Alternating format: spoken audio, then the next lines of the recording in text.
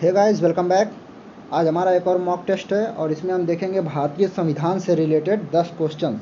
और ये काफ़ी इंपॉर्टेंट है, कहीं भी पूछ लेते हैं। अभी पेट का एग्ज़ाम आ रहा है, यूपी ट्रिपल एससी का, एसएससी का, बैंक का, रेलवे का, हर जगह इंपॉर्टेंट क्वेश्चंस हैं। तो भारतीय संविधान से रिलेटेड हैं, ज़रूर इसको पढ़िएगा ध्यान से। तो और हाँ, आपको क्वेश्चन पढ़ने के बाद टाइम मिलेगा, उसमें आपको आंसर गेस करना रहेगा। तो यहाँ पर पहला क्वेश्चन, हमारा फर्स्ट क्वेश्चन, भारत का संविधान अंगीकृत एवं अधिनियमित कब हुआ था? और इसका आंसर आपको जल्दी से गेस करना है। 26 जनवरी 1950, 11 फरवरी 1948, 26 नवंबर 1949 या इनमें से कोई नहीं। तो यहाँ पर सही आंसर है ऑप्शन थर्ड, 26 नवंबर 1949 को इस डेट को अंगीकृत किया गया था, यानी कि संविधान सभा द्वारा इसे एक्सेप्ट किया गया था। लागू हुआ था 26 जनवरी 1950 को, लेकिन अंगीकृत हुआ था 26 नवंबर 1949 को ही। और उसके बाद हमारा सेकंड क्वेश्चन देखते हैं, भारतीय संविधान का प्रथम प्रारूप किसने तैयार किया था? जो फर्स्ट जो बेस था प्रारूप, वो किसने तैयार किया था भारतीय संविधान का? Doctor Rajendra Prasad, B N. Rao, B R. Ambedkar, K M. Munshi.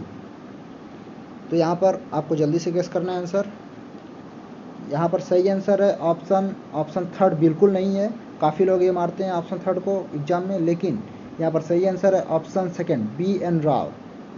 उसके बाद हम देखते हैं अपना थर्ड क्वेश्चन, भारतीय संविधान सभा के उद्घाटन अधिवेशन की अध्यक्षता किसने की थी? तो संविधान सभा का जो उद्घाटन अधिवेशन हुआ था शुरू में, तो उसकी अध्यक्षता किसने की थी? यहाँ पर चार ऑप्शन, डॉक्टर राजेंद्र प्रसाद, सच्चिदानंद सिन्हा, बी.आर. अम्बेडकर या पंडित जवाहरलाल नेहरू। इनमें से सही आंसर है ऑप्शन थर्ड ना, ये भी नहीं है, फिर से ये नहीं है। सही आंसर है ऑप्शन सेकेंड, डॉक्टर सच्चिदानंद सिन्हा। इन्होंने की थी उद्घाटन अधिवेशन की अध्यक्षता। ये सब ध्यान से याद कीजिएगा, क्योंकि ज़्यादातर लोग बी.आर. अम्बेडकर ही लगा कर आते हैं। और उसके बाद अगला क्वेश्चन देखते हैं, 1935 का गवर्नमेंट ऑफ इंडिया एक्ट क्यों महत्वपूर्ण है? तो ये काफ़ी फेमस एक्ट है, गवर्नमेंट ऑफ इंडिया एक्ट 1935। और यह संविधान का प्रमुख स्रोत है। इसके द्वारा भारत को स्वतंत्रता मिली। इसमें भारत विभाजन का उल्लेख है, या इसके द्वारा रियासतें समाप्त हुई। चार ऑप्शन है आपके पास, और इनमें से ये बताना है कि ये किस लिए ये एक्ट इतना फेमस है।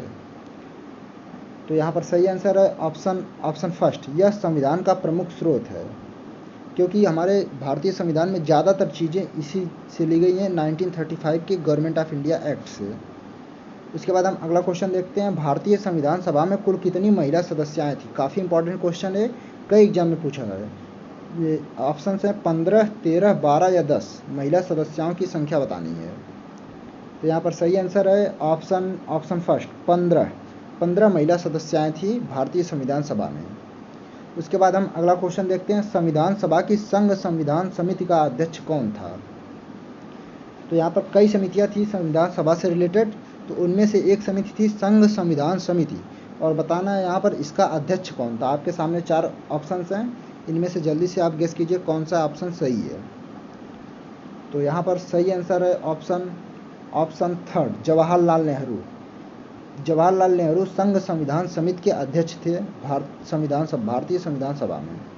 उसके बाद अगला क्वेश्चन देखते हैं हम, यहाँ पर किसने कहा था संविधान सभा कांग्रेस थी और कांग्रेस भारत था? काफ़ी फेमस स्टेटमेंट है ये, और ये कई एग्जाम में शायद पूछा भी है, कई नहीं कुछ एग्जाम में, शायद एक बार यूपी पीसीएस या किसी में पूछा था।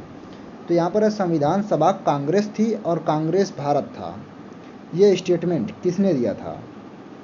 चार ऑप्शन है आपके सामने, Austin, CR. Patel, Winston Churchill या लॉर्ड माउंटबेटन। तो यहाँ पर सही आंसर है ऑप्शन फर्स्ट, ऑस्टिन। इनका पूरा नाम शायद भूल रहा हूँ, ग्रेनवेल ऑस्टिन ऐसे कुछ था। और ये अमेरिकन हिस्टोरियन थे, अमेरिकी इतिहासकार थे, और इन्होंने कहा था संविधान सभा कांग्रेस थी और कांग्रेस भारत था। इसके बाद अगला क्वेश्चन देखते हैं, भारतीय संविधान सभा की पहली बैठक कब हुई थी? यहाँ पर चार ऑप्शन है हमारे सामने, और इनमें से जल्दी से आप देख कर गेस कीजिए कि पहली बैठक संविधान सभा की कब हुई थी। तो यहाँ पर आपके सामने जल्दी से गेस करना है। आप चार ऑप्शन हैं, और यहाँ पर बता दूं आपका सही आंसर है ऑप्शन थर्ड, 9 दिसंबर 1946 को संविधान सभा की पहली बैठक हुई थी, आज़ादी से पहले, 9 दिसंबर 1946।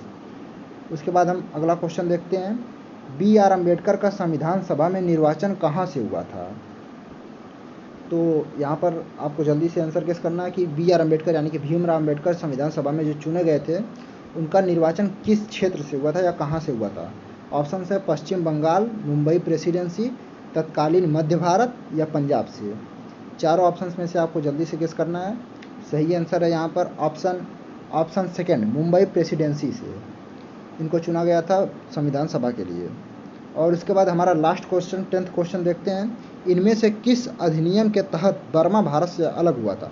जो आज के डेट में म्यांमार है, अलग कंट्री है, वो पहले जब अंग्रेज़ों के कब्जे में था, या फिर कह सकते हैं उनका एक उपनिवेश था, तो उस टाइम इंडिया पाकिस्तान सब एक ही में, बर्मा में सबको अंग्रेज़ एक साथ कंट्रोल करते थे। तो उसके बाद जब उसको अलग किया गया तो वो किस अधिनियम के तहत अलग हुआ था, ये हमें यहाँ पर बताना। Indian councils act 1909, government of India act 1919, government of India act 1935 या इंडियन इंडिपेंडेंस एक्ट 1947। तो यहाँ पर सही आंसर है option third, government of India act 1935। 1947 में हुआ आया था, तब 1947 में भारत और पाकिस्तान अलग हुए थे, लेकिन गवर्नमेंट ऑफ इंडिया एक्ट इसके तहत पहले ही हमें म्यांमार को अलग कर दिया गया था इंडिया से। तो यहाँ पर हमारे 10 क्वेश्चंस पूरे होते हुए। So that's all for today.